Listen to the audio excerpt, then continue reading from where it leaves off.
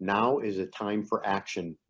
We can control the prevalence of COVID-19 in our community.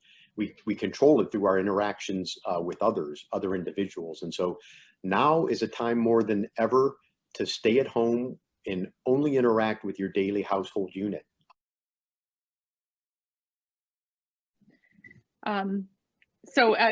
We did just get asked, are we being asked to avoid the school questions?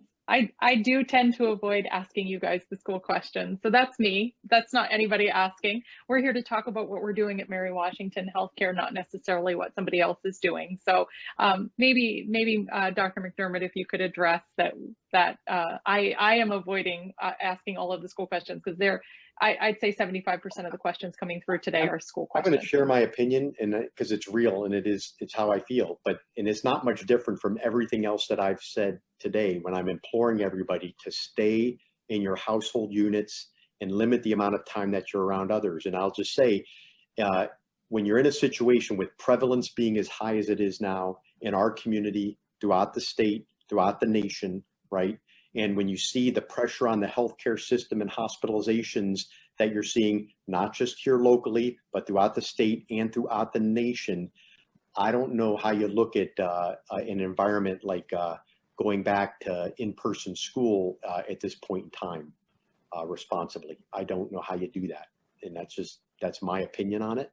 And I say that because, looking at the situation that we have and following the actual facts in the course, in the prevalence, and our hospitalizations and everything else that's going on right now. It's never been a worse time, right?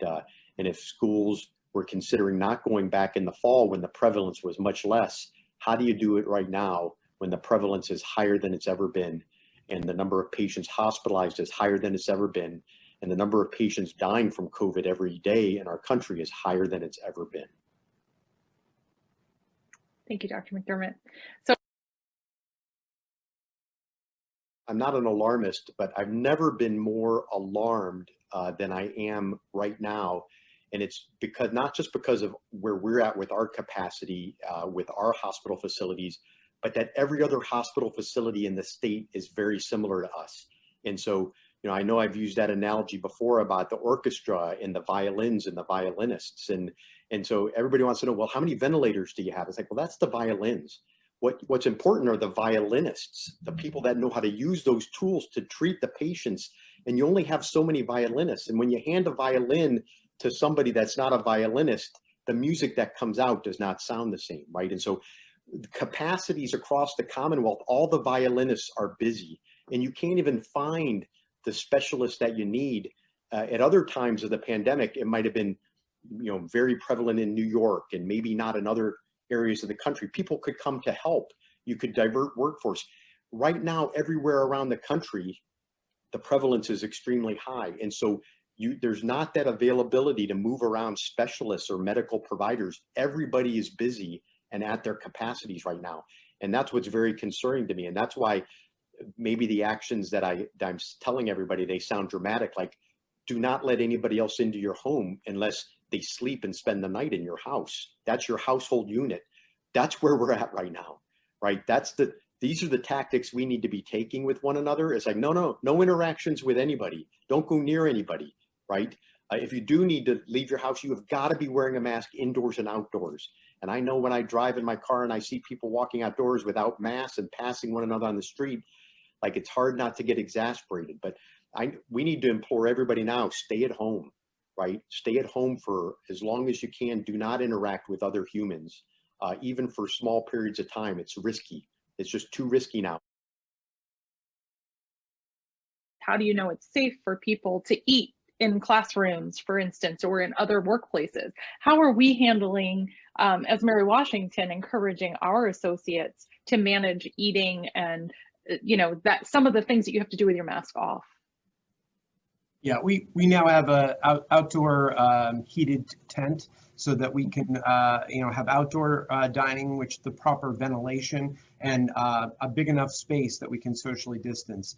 What we found on earlier in the pandemic is that we were not having associates getting sick from patients anymore. We were able to protect them with the appropriate levels of PPE, masks, gear, But when our associates would get into a break room and have lunch together, if one person was sick, they could get the others in that room sick.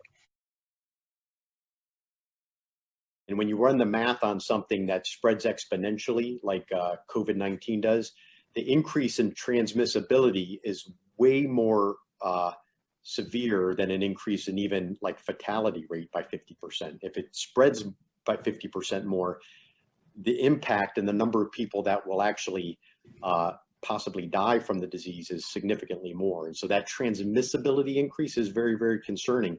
It's another reason why there's a call to action now, which is you have to almost assume every other single human who's out there in the environment you're around, when you look at them, whether you know them or not, assume they have COVID-19.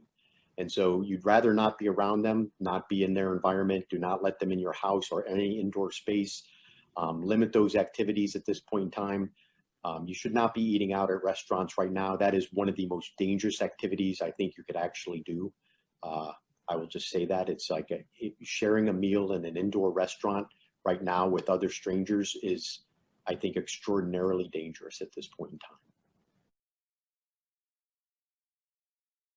We've had over 300,000 Americans die thus far, and it hasn't even been a year. That's 1 out of every 1,000 Americans has died from COVID in the last really 7-8 months.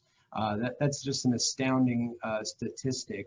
And we have thousands of Americans dying each day as we go forward. And as the prevalence is really exploding over the next couple months, I think we're going to see very dark days with the numbers of deaths and fatality. And it is true that most of the individuals that do die from COVID are usually over the age of 65. So the vast majority of that 300,000 are. But there are over 20,000 Americans that have died from COVID who are in their 30s and 40s. So that's an astounding number, really, from people who are really at the early part of their lives and in vital health and still dying. We have no more room. It's day to day. We're asking you very basically, please don't get sick and don't get others sick, because we want to make sure that we have the capacity to take care of the people in our community that need us. And that capacity is being pushed. It's extremely tenuous. Yeah, it's usually a great privilege for us to take care of you when you have a healthcare need or you're sick, and it's our pleasure to do that. That's what we're here for. This is a time, and I can't think of another time where we've asked you to not be a patient. Please stay well. Do not get COVID. We're not looking for more COVID patients. This is not a financial windfall, and it is really taxing the entire health system in our country. We're concerned, the entire healthcare community is concerned that we're not going to be able to keep up with this demand and care for everyone safely.